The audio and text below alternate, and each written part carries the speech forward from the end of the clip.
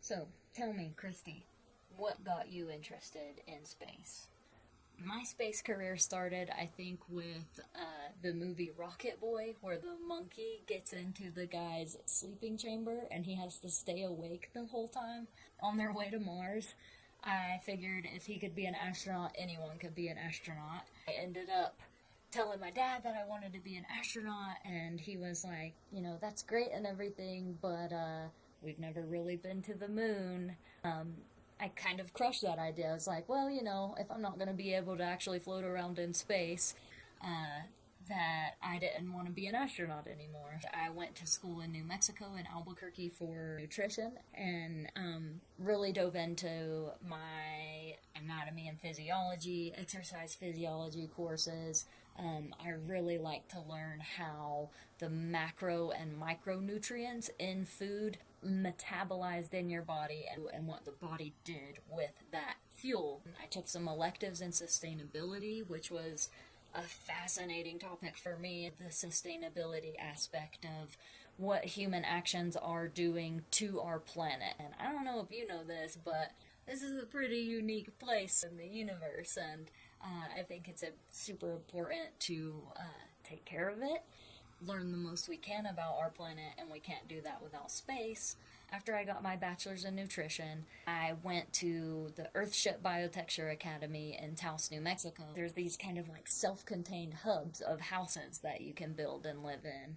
Well, through that, be invited to the environmental management program to get my master's here in Gunnison, Colorado. And how did you figure out that environmental management and outer space were going to align? The environment that I decided to manage was the outer space environment. So I spent the first year of classes figuring out how space and environmental management crossed paths. I did each assignment as an outer space assignment, and I did my project with a space-enabled group at MIT working on developing the space sustainability rating system. And so I still get to do that with them today. My space expertise is in sustainably using the Earth's orbits, and that brings me to where I'm at today, the Gunnison Valley Observatory. I'm the volunteer coordinator there. That taught me a lot of the awe that space can inspire in the public eye. Point a telescope at Saturn and just hear people's reactions to, oh my god, there actually are rings around Saturn. I loved being a part of that. I really truly enjoyed answering questions about these mind-blowing concepts. Tell me about why you want to be the next out astronaut.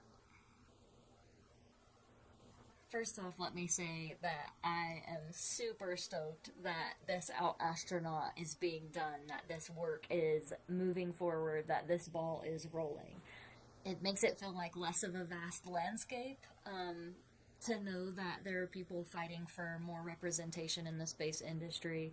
I think the LGBTQ community is more prolific than I think it is because we haven't created that safe space in space for individuals to really be able to express themselves. Like there is a niche community in this already niche community.